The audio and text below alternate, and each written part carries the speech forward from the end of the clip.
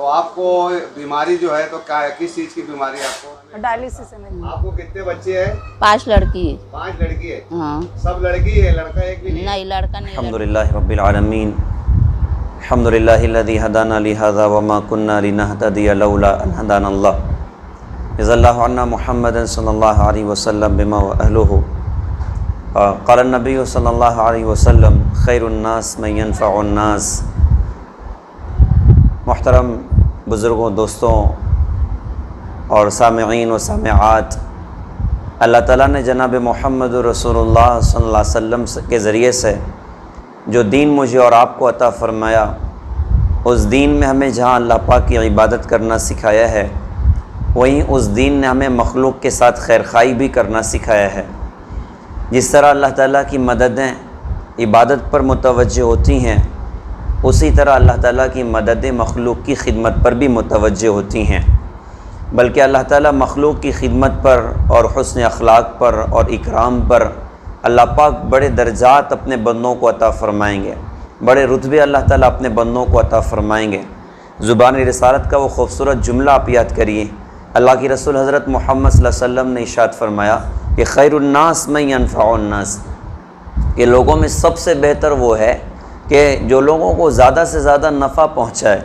حضور پاک صلی اللہ علیہ وسلم جو دین اللہ پاک کی بارگاہ سے لے کر آئے، تو آپ نے اپنی امت کو خیر خواہ بننا سکھایا، اوروں کے ساتھ حسن سلوک کرنا سکھایا، بیواؤں، مسکینوں، یتیموں کی مدد کرنا سکھایا، اور یہ خوبی وہ خوبی تھی جو جناب محمد رسول اللہ صلی اللہ علیہ وسلم کے اندر نبوت کے ظہور سے پہلے بھی اتری ہوئی تھی۔ آپ کی ساری زندگی پر غور کریے کہ حضرت محمد صلی اللہ علیہ وسلم کیسے مسکینوں کی، بیواؤں کی، یتیموں کی اور مصیبت زدہ لوگوں کی مدد کرنے والے تھے۔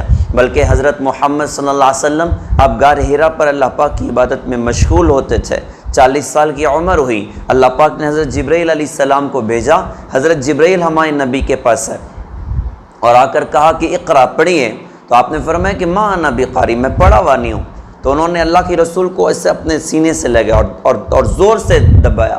اللہ کے رسول فرماتے ہیں مجھے لگا میری جان نکل جائے گی، انہوں نے چھوڑا اور پھر کہا کہ اقرا پڑھیے۔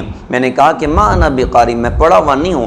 2-3 مرتبہ کرنے کے بعد پھر حضرت جبرائیل نے کہا کہ اقرا بسم ربک الذی خلق، وہ ساری کئی آیتیں اللہ کے رسول پر نازل ہوئیں۔ تو پہلی مرتبہ حضرت جبرائیل کو اس کیفیت میں دیکھا، اللہ کے رسول اپنے گھر پر گھبرائے ہوئے آئے، اور حضرت خدیجہ حضور کی اہلیہ محترمہ، آپ نے آ کر فرمایا کہ زملونی زملونی، مجھے چادر اڑاؤ، مجھے چادر اڑاؤ۔ کہا کہ خدیجہ مجھے لگتا ہے میری جان نکل جائے گی۔ حضرت خدیجہ رضی اللہ عنہا ہم سب کی ماں، اللہ تعالیٰ ان کو بہترین جزا عطا فرمائے، کیا عجیب خاتون تھیں۔ علماء نے ان کے بارے میں یہ بات فرمائی تھی کہ سب سے پہلے کسی نے نبی کو پہچانا تو ایک عورت نے پہچانا، حضرت خدیجہ رضی اللہ عنہا نے۔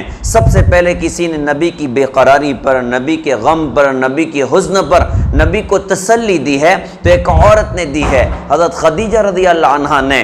کیا کہا اللہ کی رسول سے؟ کہا جی حضرت اللہ آپ کو کبھی ضائع نہ کرے گا، آپ تو بیواؤں کی مدد کرتے ہیں، آپ تو یتیموں کی مدد کرتے ہیں، کوئی راستہ بھٹک جائے آپ اس کو راستہ دکھاتے ہیں، آپ تو بھوکوں کو کھانا کھلاتے ہیں، اللہ آپ کو کبھی ضائع نہ کرے گا۔ یہ وہ وصف اور خوبی تھی اوروں کی مدد کرنا جو حضور پاک صلی اللہ علیہ وسلم کی زندگی میں ہمیں نظر آتی۔ اور آپ نے اس کے بڑے فضائل سنائے کہ یتیموں کی، بیواؤں کی، مسکینوں کی، ضرورت مندوں کی مدد پر کیا کچھ اللہ پاک تمہیں عطا کرے گا۔